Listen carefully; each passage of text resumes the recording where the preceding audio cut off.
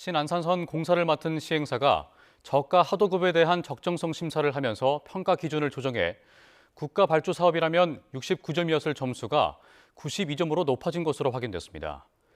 업체와 국토부는 민자 사업이라 문제가 없다는 입장인데 저가 하도급은 부실 시공으로 이어질 수 있는 만큼 제도 개선이 필요하다는 지적이 나옵니다. 유세연 기자가 단독 보도합니다. 붕괴 사고가 난 신안산선 5-209에 대한 부실 시공 의혹이 불거진 가운데 하청업체 심사 과정에서 수상한 정황이 포착됐습니다. 시행사 넥스트레인이 진행한 하도급 적정성 심사 결과에서 의문점이 발견된 겁니다. 하도급 적정성 심사는 저가의 하도급 계약으로 인한 부실 시공을 예방하기 위해 도급 금액에서 하도급 금액이 차지하는 비율이 일정 수준에 미치지 못할 경우 시행하는데 국가 발주 사업의 경우 이 하도급률이 82%보다 낮으면 의무적으로 하도급 가격의 적정성, 업체의 시공 능력, 임금체불 이력 등의 항목을 심사해 기준에 미치지 못하면 계약을 해지할 수도 있습니다. 신안산선 공사 시행사인 넥스트레인도 하도급률 70.3%로 저가의 계약을 체결한 하도급 업체에 대해 적정성 심사를 실시했습니다. 민간 투자 사업인 신안산선 공사의 경우 이런 조치가 의무가 아닌데도 불구하고 저가 하도급 계약으로 인한 부실 시공 우려를 불식하기 위해 심사를 진행한 것으로 보입니다.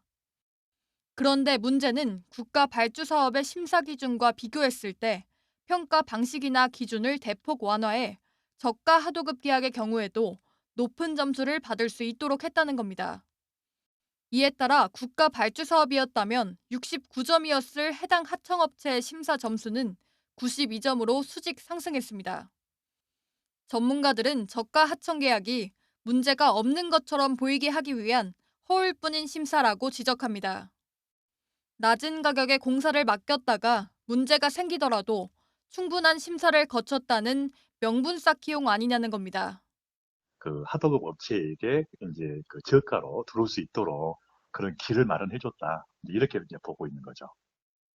국토교통부는 관련 법에 따라 신안산선 공사 하청업체에 대한 심사는 시행사 소관으로 그 과정에 대해서 전혀 알지 못했다는 입장입니다. 하지만 국민 불안 해소를 위해 민자 사업에 대해서도 저가 하도급 계약 시 업체의 시공 능력 등에 대한 심사를 의무화하는 건 물론 심사 기준도 철저히 지키도록 해야 한다는 지적이 나옵니다. 공공에서 그렇게 문제가 되는 거지 민간에서는 그걸 따질 수가 없어요. 기존 규정과 현실 간에 조금 갭이 있다고 한다면은 당연히 그런 부분에 대해서는 개선 검토가 이루어지는 게 맞는 거죠.